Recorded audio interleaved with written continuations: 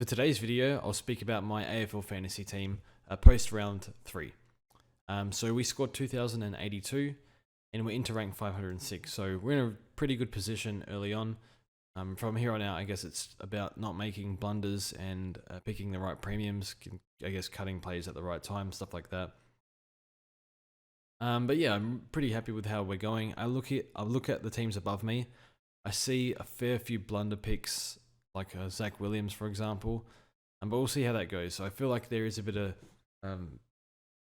ground to gain. So with other teams having a few of those sort of picks. So we'll see how it goes. But yeah, so I've done my trades so far, and I've gone Isaac Cumming to Jordan Clark and Jaith in for Young, and yeah, Cumming in for Clark. So the reason, Young is injured, fortunately. So knew he was injury prone coming into the team, but given I only wanted to hold him for a short amount of time, I thought it was worth the risk. But yeah, that happens. And then Clark's role, kind of,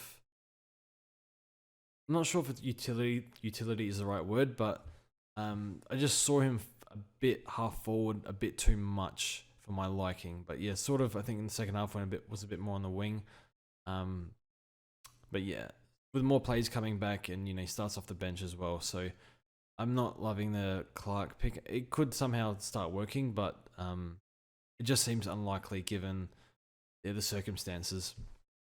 Yeah, brought in Cumming, getting free kickouts, I guess. And yeah, they've had so many losses in that defense for the Giants. They've lost 5-6 plays, including injuries right now. So yeah, the points have to go somewhere, and Cumming is getting a fair few of them. So we'll pick him for now. And Jeff, really cheap, 440k, and winning the ball, kicking the ball a fair bit. So a few marks here and there.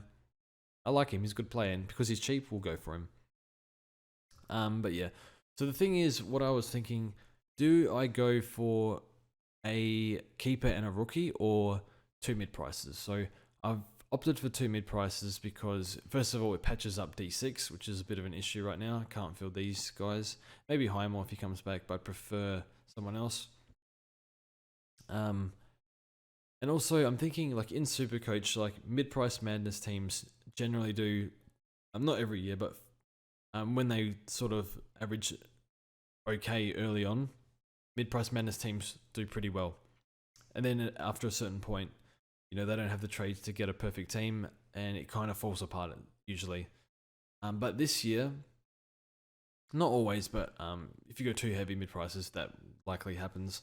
But yeah, with AFL Fantasy, I guess you can trade your way out of it, and they're making money anyway, so you can just cut them at almost any time, I guess. I'm not exactly sure, but I want to try it, and maybe we'll learn from it and see how we go.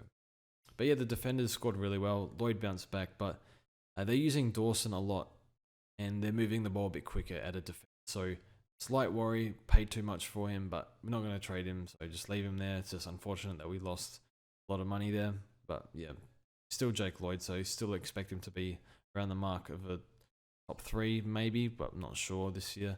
Then Laird's been great, and Short's been okay. He was tagged in round 1. Just solid 90 odd scores, but Richmond kind of struggled that game, but that's okay. Markov is okay. I think he only scored 69 this week, so not great, but a bit of run and dash. They give the ball to him a little bit. Isaac Cumming, as I said, free kick out spam, so that's okay. And been in the system 4 or 5 years now, so good to see him getting opportunity. And yeah, we spoke about before. Buds is not a great pick. He's made 16k, so not great for AFL Fantasy. Didn't know that, but that's okay. Or didn't realize that at the time. But maybe he can get a few marks here and there, so help his score, but seems preoccupied with the first defender right now, so it's just more the 1%ers are spoiling, which is absolutely useless for this format. And then Highmore, hopefully he comes back. I think he will. And then our midfield was pretty good, so McRae a little bit underwhelming, and we captained him, but that's okay. Underwhelming McRae is 103, so I'm not complaining. Merritt, Steele, and Taranto all did really well, 120 plus, so I think they're all top 8-ish. I assume they are top 8, even McRae. So 4 of the top 8, hopefully. At least 4 of the top 10, these guys, I hope. But we'll see.